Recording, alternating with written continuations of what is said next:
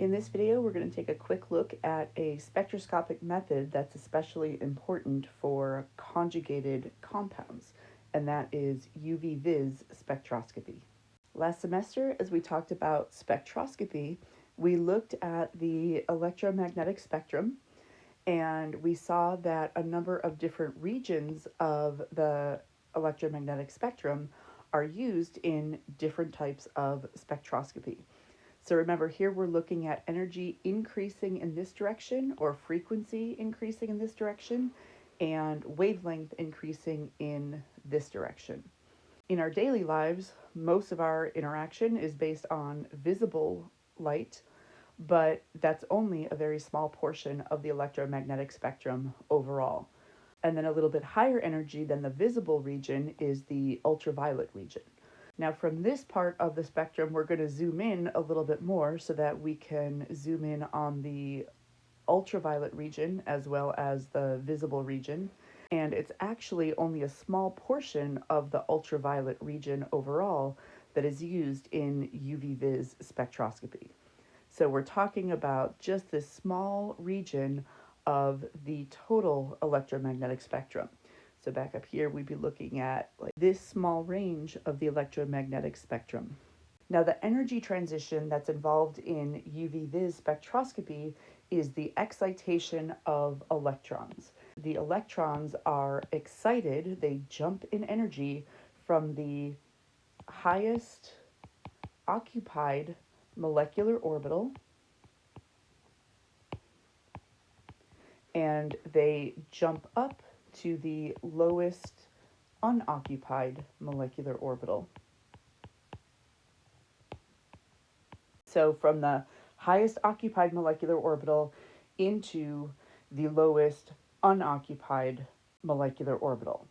Now this requires a particular energy gap between the HOMO and the LUMO, and that gap is what's typically found in conjugated pi systems. So that's why UV-Vis spectroscopy is most relevant for highly conjugated systems. Now here we're looking at a combination of a molecular orbital diagram with a spectroscopy diagram that is showing us about the absorption of energy.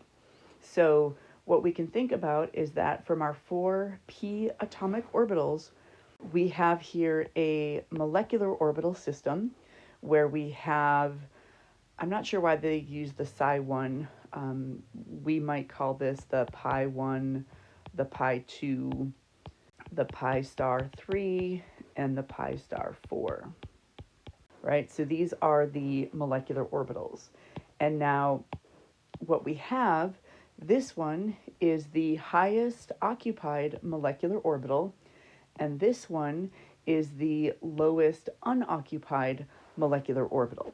Now, in the process of spectroscopy, we don't really care about the bonding versus the anti-bonding molecular orbitals. What we care about is that when energy is applied to a system, if the energy applied matches the energy required to cause an electron to jump, then that electron will jump, right? If higher energy is applied, nothing happens. If lower energy is applied, nothing happens. But if the amount of energy exactly matches this energy difference, then absorption will occur, and using a spectrometer, we can observe that absorption of energy. We go from the ground state electron configuration to an excited state electronic configuration, where one of these two electrons is now in the excited state. It's in a higher energy orbital. Now, if we have a compound that has a single double bond, or maybe it is a conjugated diene, then for these compounds, the gap between the highest occupied molecular orbital and the lowest unoccupied molecular orbital tends to be a relatively large energy difference. But if we have a more conjugated system, so if we have a triene, that is going to lead to a smaller HOMO-LUMO difference. If we have a tetraene fully conjugated, that leads to an even smaller energy difference.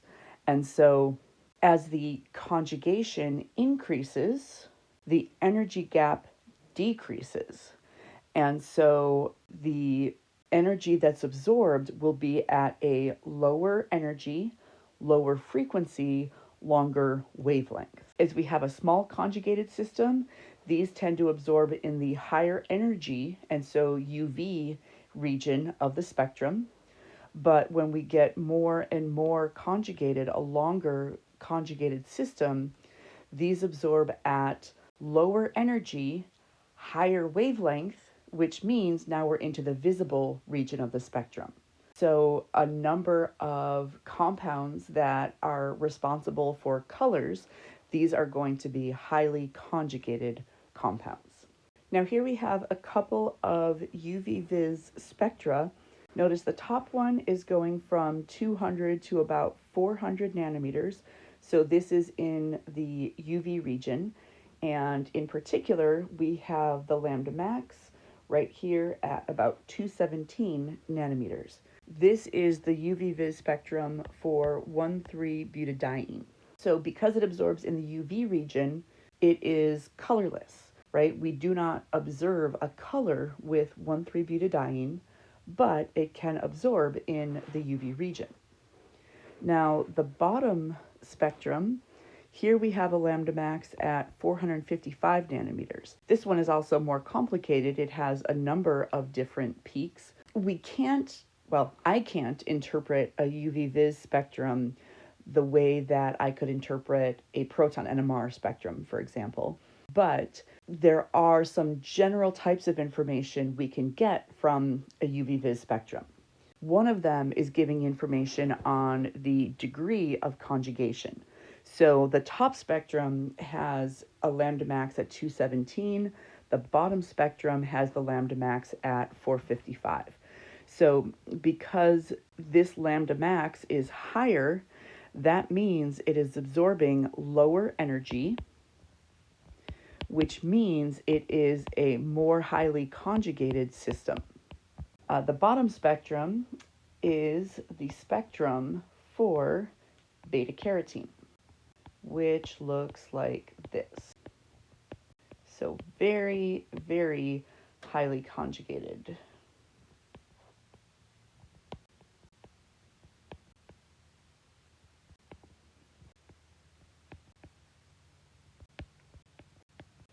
Sorry, that got extremely messy. Whereas up here, we have two alkenes that are conjugated to each other. Here we have 1, 2, 3, 4, 5, 6, 7, 8, 9, 10, 11 that are conjugated to each other. So as the conjugation increases, right, the more double bonds we have conjugated to each other, that decreases the homo-lumo gap, which means it absorbs at lower energy, and therefore it absorbs at a higher wavelength, so that we are transitioning, instead of absorbing strictly in the UV region, this one absorbs in the visible region as well. With a lambda max of 455, 455 is in the blue region, so blue light is absorbed, which means we observe kind of a yellow-orange for beta carotene. Now, in addition to qualitative information about where the lambda max is and what that tells us about the relative amount of conjugation, UV-Vis spectroscopy is also very helpful in being able to quantify a particular substance that absorbs in the UV-Vis region. So you've done this in Gen Chem, you've done this last semester in 104, where you used Beer's law. A equals EBC, where A is the absorbance, E epsilon is the molar absorptivity, kind of a measure of the efficiency of absorption. B is the path length of the cuvette that you're using in the spectrometer, and C is the concentration of the substance. So, in other words, what we see is that absorbance is directly proportional to the concentration. So, if you have a known concentration, you can make up a calibration curve, and then you can use that calibration curve to determine the concentration of an unknown solution based on its absorption. So, if we have absorbance versus concentration using a series of standards, you can create a graph and you get your best fit line. And then you would actually do this using a spreadsheet, for example, but you can think of it schematically as well. Now, let's say we have an unknown solution and we measure an absorbance that corresponds to this. Well, then we would use our best fit line to determine that this is the concentration. So UV-Vis is most important for highly conjugated systems. I want you to know the qualitative idea of more conjugated equals higher wavelength. And I want you to keep in mind that this can be used to determine the concentration of unknown solutions, as we've done several times in lab.